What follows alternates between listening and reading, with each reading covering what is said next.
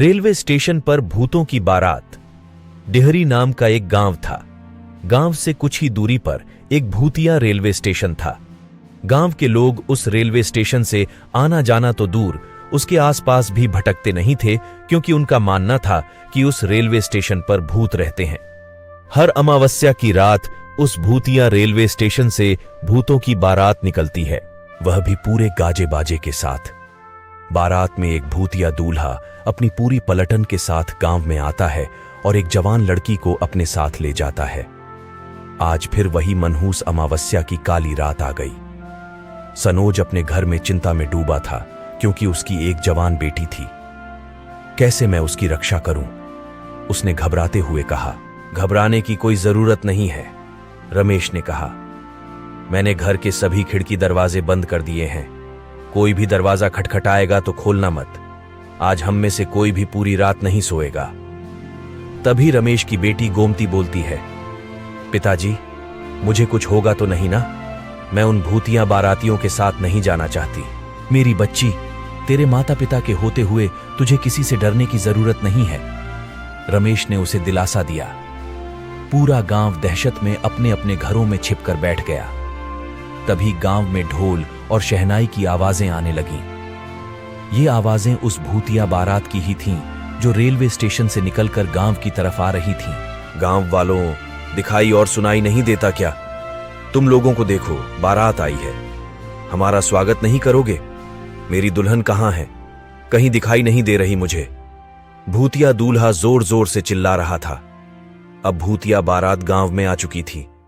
सुनंदा अपनी फूल जैसी बेटी को एक कोने में छुपाकर बैठी हुई थी। तभी भूत आगे की तरफ बढ़ता है और जोर जोर से हंसने लगता है। इस तरह गांव में एक बार फिर अमावस्या की रात भूतों की बारात ने आतंक फैलाया और गांव के लोग दहशत में रहे। आज तो मेरी शादी है, बिना दुल्हन लिए मैं यहां से जाने वाला नहीं हूं। तुम गांव वाले मेरी दुल्हन को साथ विदा करते हो, या मैं खुद तुम्हारे मातम के साथ उसे अपने साथ ले जाऊं? गांव में पूरा सन्नाटा था, मानो वहां कोई इंसान ही नहीं रहता हो। तभी वह भूतिया दूल्हा रमेश के घर में दरवाजा तोड़कर घुस जाता है।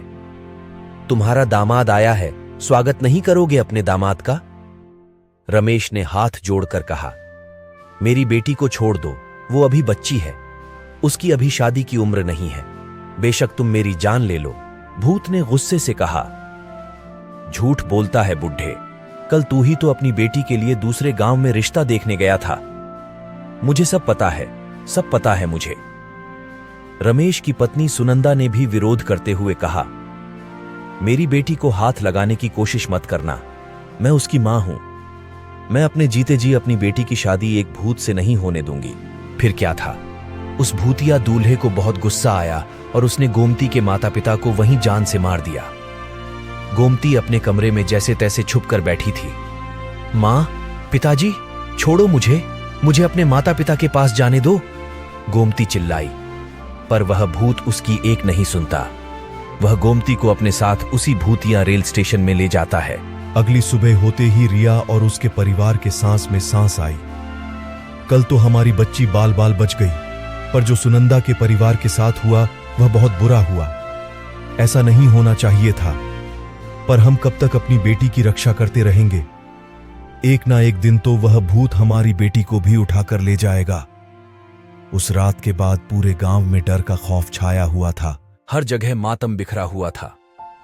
गांव वाले मिलकर गोमती के माता पिता का अंतिम संस्कार कर देते हैं, लेकिन पूरे गांव वालों की जुबान पर बस भूतिया बारात की ही बातें थीं।